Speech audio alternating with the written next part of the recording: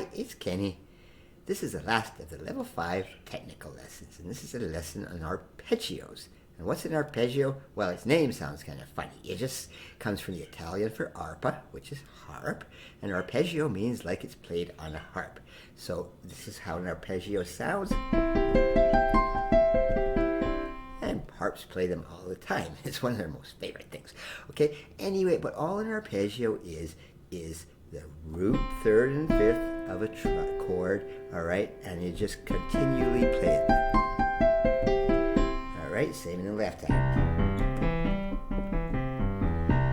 And in this grade, all they want is hands separate and 2 octaves. You can't really play at 1 octave. I guess you could. It's not too exciting. It's make it more exciting if you play 2.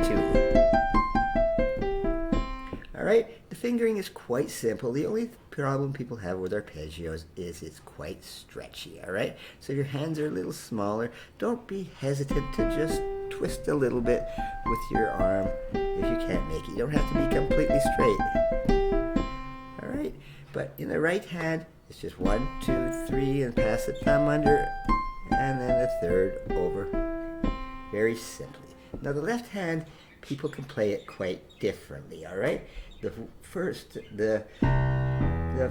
finger has to be there and the thumb has to be there, but it's the second note here. Some people like to play it with the 4th finger. But some people, probably with smaller hands, will play it with the 3rd. Whatever's most comfortable for you. Okay, and it's relative minor. Okay, I put this in red, which means they don't need it for exams, but the ones I put in black are for exams. If you're taking an exam, I doubt anyone looking at this, my videos, are taking the exams. But anyway, the relative minor is C major, is A minor, and it's the exact same fingering, almost the exact same arpeggio. And in the left hand, very simply, or if you want to use that 4th finger on the second note of the arpeggio, go ahead. All right, and most of these arpeggios are almost all identical, especially the ones that start on the thumb, all right? For example, the one in G, exactly the same fingerings, all right? So you start on G, and you can take it much slower if you want, until you get comfortable with it. Same with the left hand. And it's relative minor, E minor, exact same fingering. And when you're more comfortable, just go quicker.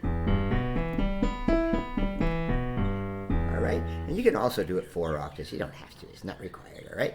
All right, just a little more fancy. And yes, you can. Eventually they'll want you to play them hands together, which does make it a lot harder. But right now, just stick to the basics on this one.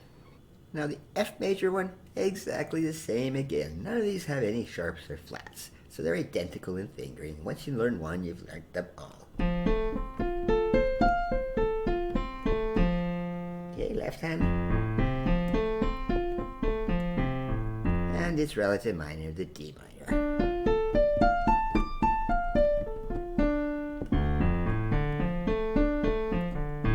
You'll notice sometimes in the left hand I'm playing it with the 4th finger and sometimes with the 3rd. It's just whatever you feel like at the time and whatever's more comfortable. Now it gets a bit trickier now because I'm going to start adding sharps and flats. Alright, so the E major, which I'll start with, the E major triad has a G sharp in there. It's no different fingering in the right hand at all. Just a little trickier, just a bit more of a stretch there to get that finger a little further. The left hand though, I would recommend always playing it with the 3rd finger, never the 4th. That's too much of a stretch with that sharp in there.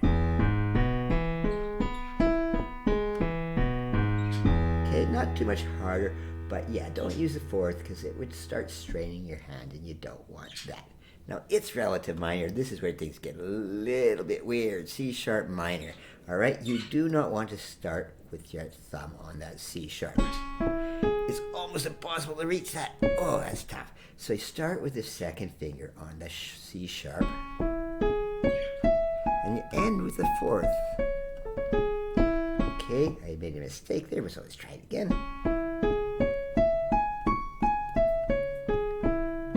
Okay, you can start on the second or the third. It doesn't really matter. It's not much of a stretch either way, but you're going to go from 2 to 1. Okay, and in the left hand, I recommend starting on the third finger and then passing that fourth over. It's a lot more stretchy. You got those sharps that make it a little more difficult, but it isn't too bad. So then if you learn that one, you've already learned this one. A major, same thing. You got the C sharp in the middle there.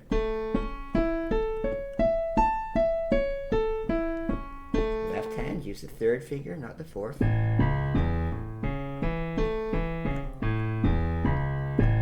Alright, not too bad. And then again here, same fingering as the C sharp minor here. You got the F sharp minor. Start on the second or third here.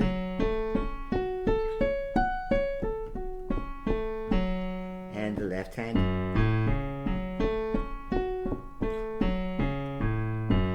They are tricky, but once you get used to it, well, you'll just get used to it. You'll get easier as you go.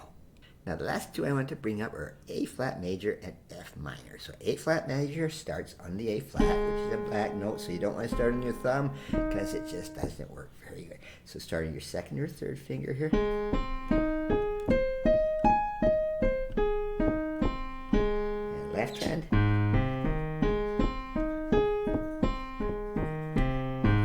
Alright, it's just like those relative minors we just discussed. Now, but its relative minor is F minor, okay? It's only got the A flat in the middle, so you're back to those normal fingers. No problem starting with the thumb on there when it starts on a white note. And the left hand, yes, you can start in the fifth finger. It makes it much more easy. Okay, now a lot of people wonder, what good are these arpeggios? They're just an exercise, but no, they can be very valuable to you. All right, I've played in many hotels, restaurants, bars, what so not, and people get really impressed when you add arpeggios in your playing. They don't know it's just an exercise. They think it's really complicated, but they don't realize it's just something that you've practiced and practiced. All right, so for example, just the start of Somewhere Over the Rainbow.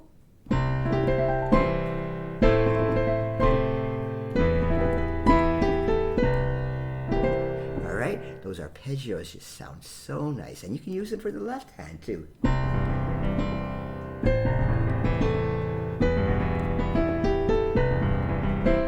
Alright, and sometimes when you just want to finish off the piece with a bang, you end the piece with... Those